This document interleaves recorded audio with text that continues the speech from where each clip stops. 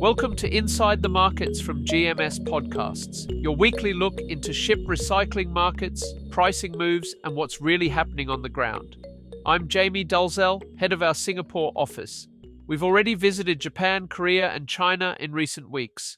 Today we turn to India, the anchor of South Asia's recycling industry, home to the largest cluster of Hong Kong convention-compliant yards, and a market that continues to dominate despite global trade headwinds. Joining me is Kiran Thorat, head of our India office.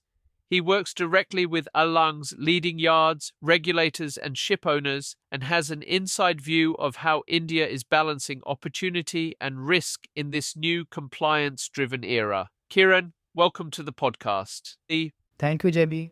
It's great to be here. Thank you, Kiran, for joining us. Let's start with the mood in India. We've seen a lot of tonnage come into Alang recently, including tankers and another LNG this past week. But we've also seen headlines about arrests, sanctions, and tariffs. How are Indian recyclers feeling right now? It's a mix of confidence and caution. On one hand, India remains the most stable destination because of plenty Hong Kong Convention approved yards, steady demand, and infrastructure to handle large and complex vessels. Owners trust India, but yes, there is a concern. We have already seen arrests of 2 vessels in Alang which are sanctioned. End buyers are cautious about compliance issues while buying tonnage. Adding to that are US tariff exercise. Yards are busy, but everyone is keeping compliance airtight because the risks are too high otherwise. And what about prices? Pakistan is leading the board, India's steady, Bangladesh is struggling. How do you see the pricing spread at the moment? This week, Pakistan is offering the top numbers, around 425 to 455 range per LGT. India is close behind in the range of 415 to 445, while Bangladesh is lagging at 450 to 435. The spread is not huge, but owners do think carefully.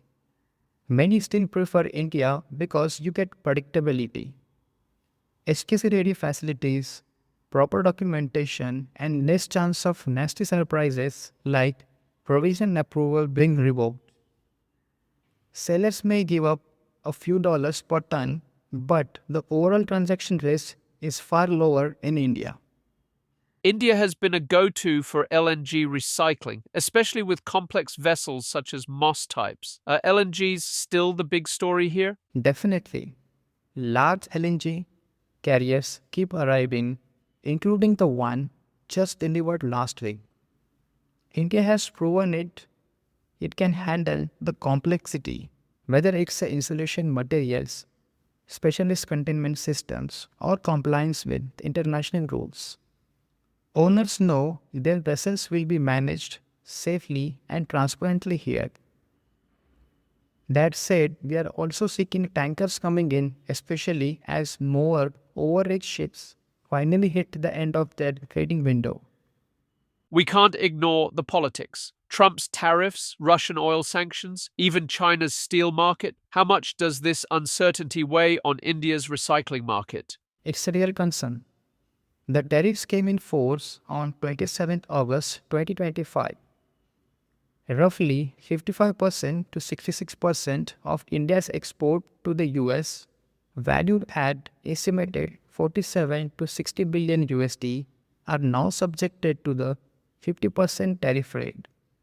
Sectors such as textiles, gems and jewelry, leather, marine products, chemicals, and auto components are expected to be hit particularly hard, facing reduced competitiveness in the US market.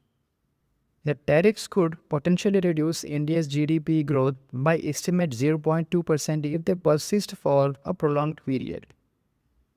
The weakening of Indian rupee in offshore markets raises concern about imported inflation and higher borrowing costs for businesses with foreign debt. The Indian government is actively pursuing a resolution through trade negotiations with the US. though the past talks have reportedly stopped.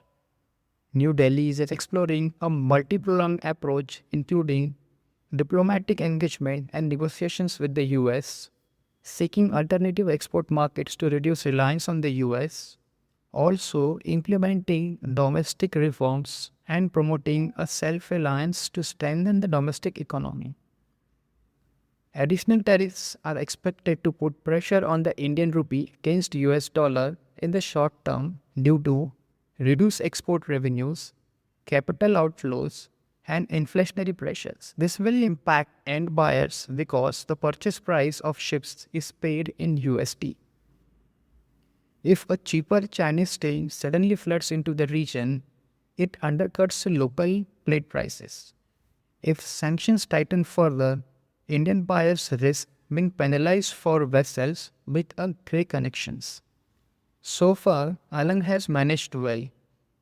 Plate prices are stable this week at USD 432 per ton for a good quality plate. Recyclers here in India are resilient, but they're keeping one eye on Washington and Brussels all the time. Let's go region by region. Quick take. Bangladesh? Flattening. Steel demand is weak, stockpiles are growing, and buyers are cautious. Until their yards get more SKT certifications and the economy stabilizes, they will stay on the sidelines. Pakistan? They're back in the game again. DSR certificates have given them breathing space. Still, fundamentals are strong and pricing is attractive. End buyers are looking for larger tonnages. And India's edge? Obviously, compliant. Over 100 HKS certified yards, established legal framework, and experience in handling sensitive vessels. Owners want peace of mind, and India provides that. All right, flash forecast time. Quick answers only. Most likely ship type to head into India in Q4? More LNG carriers and some tankers. Preferred recycling destination for international owners today? India is still the safest choice. Will Bangladesh recover soon? Not in next 2 months. Biggest risk to India's market? Tariffs and sanctions. That wraps up our look at India, a market where compliance, caution, and capacity all come together. My thanks to Kiran Thorat for his insights from the ground and for helping us understand how Alang is navigating sanctions, tariffs, and the ongoing demand for compliant recycling. Inside the Markets will be back next week with another regional deep dive. Follow GMS Podcasts on Spotify, Apple Podcast, Amazon Music, or YouTube, and connect with us on LinkedIn for the latest recycling intelligence. Until next time, stay compliant, stay cautious, and stay ahead.